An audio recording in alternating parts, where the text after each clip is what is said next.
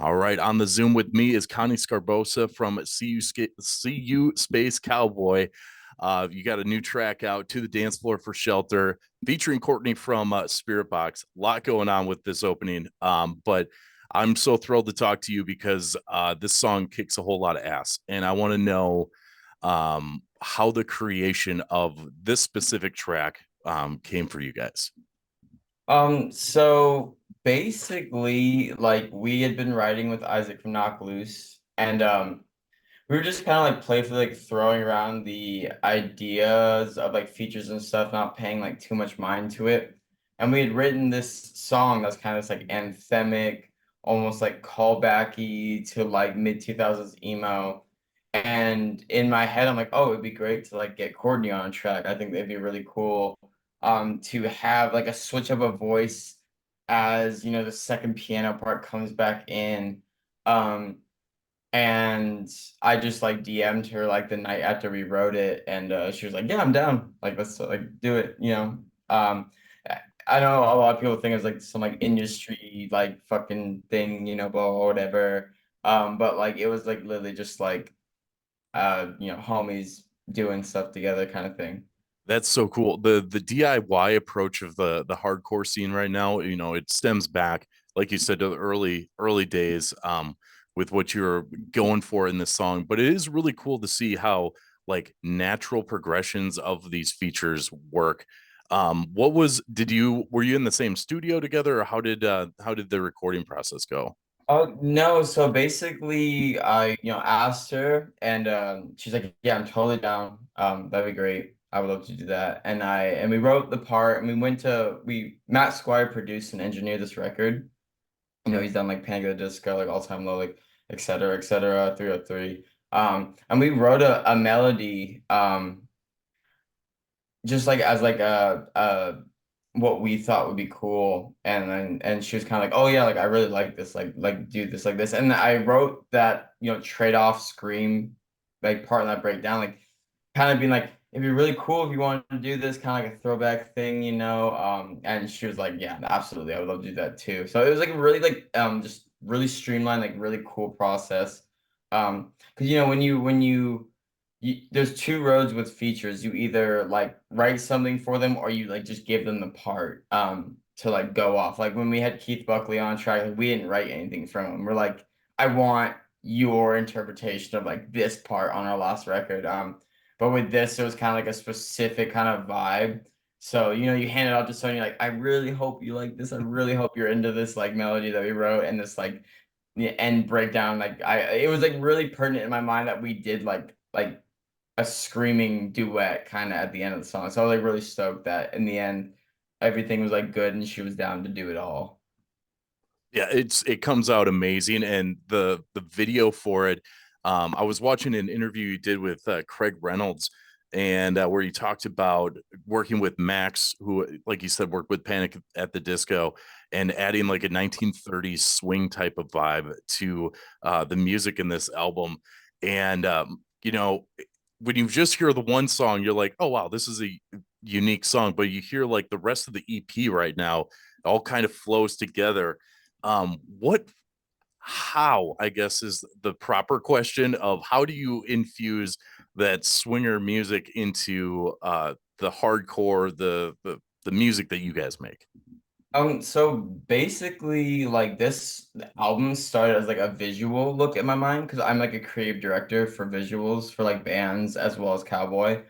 So it really came to me as this like personification and like this visualization of like movies like Moulin Rouge by Baz Luhrmann and like things like Frank Miller's Sin City graphic novels and like all the old like period pieces like Casablanca or like Jennifer Connelly's scene from Dark City where she's singing in the lounge. It started out this visual thing in my mind and I kind of like built off that slowly to, well, what can we do to like make a new cowboy record unique? Because like we never try to like write the same record twice.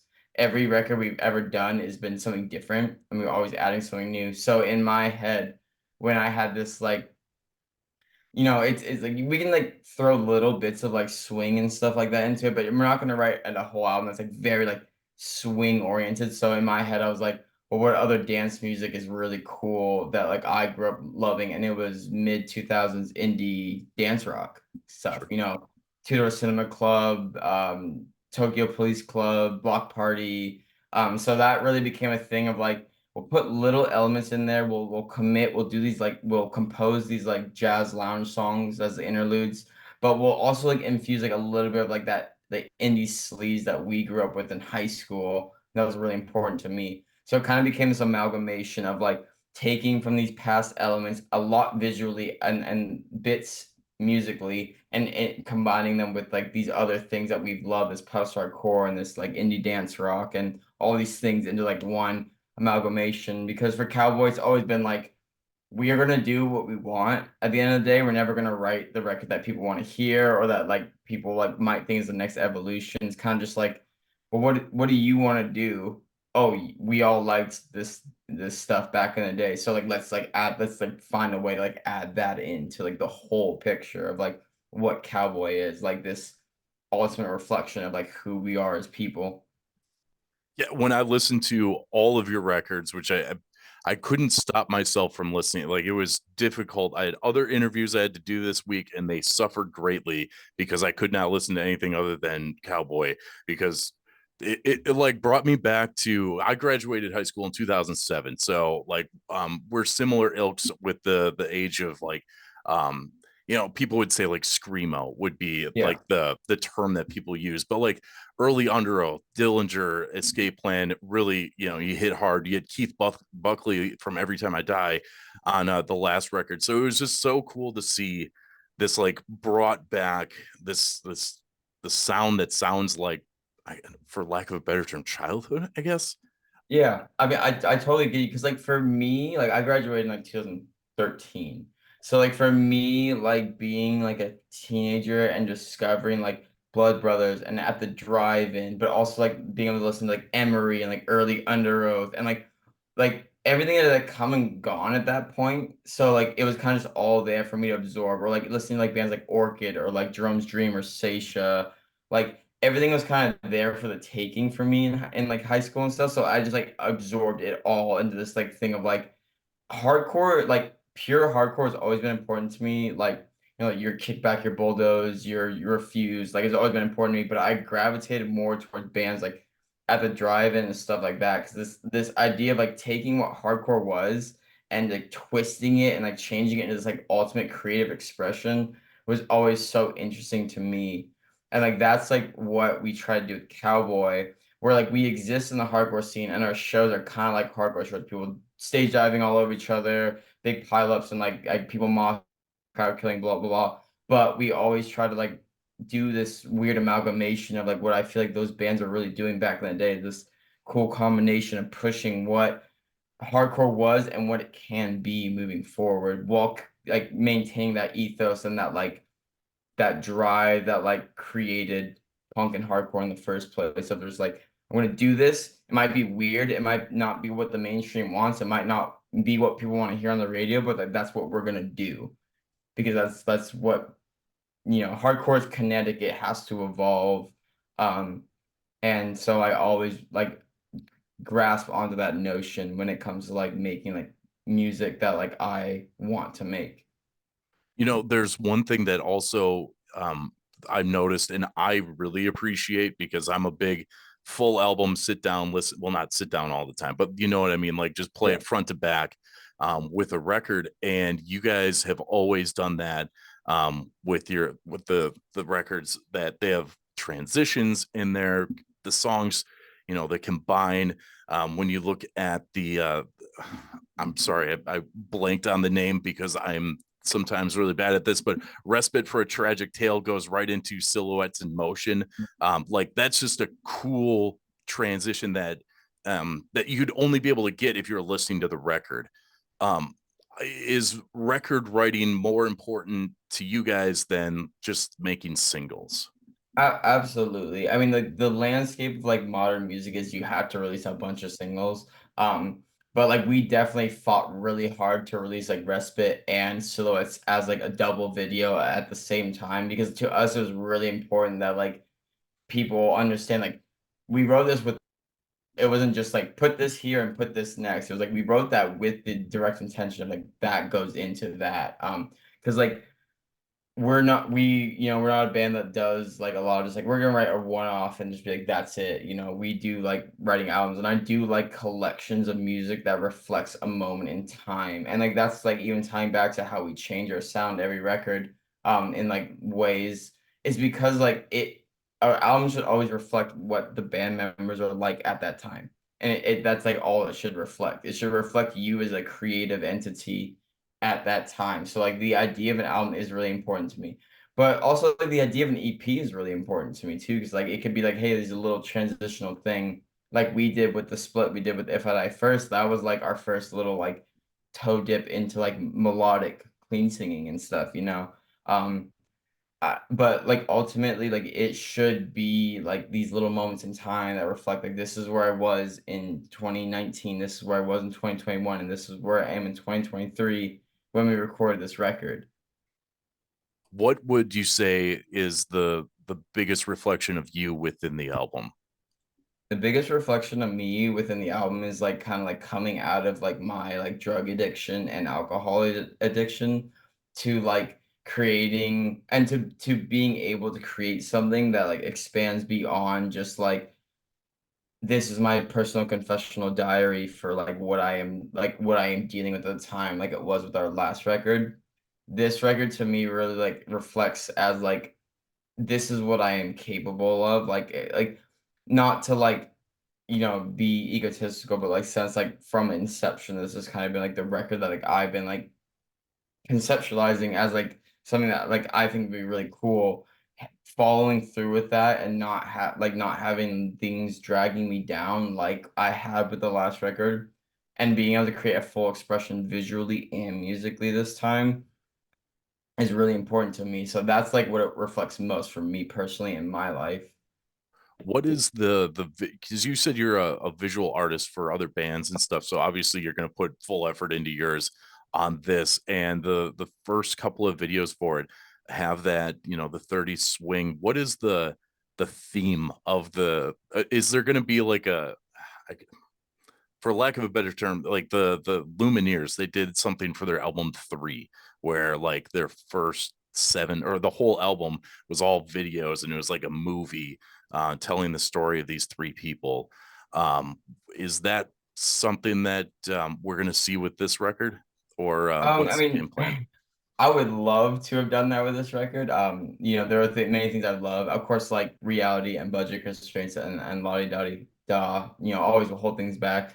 But to me, this record in like the confines that we have exists as like a almost like anthology.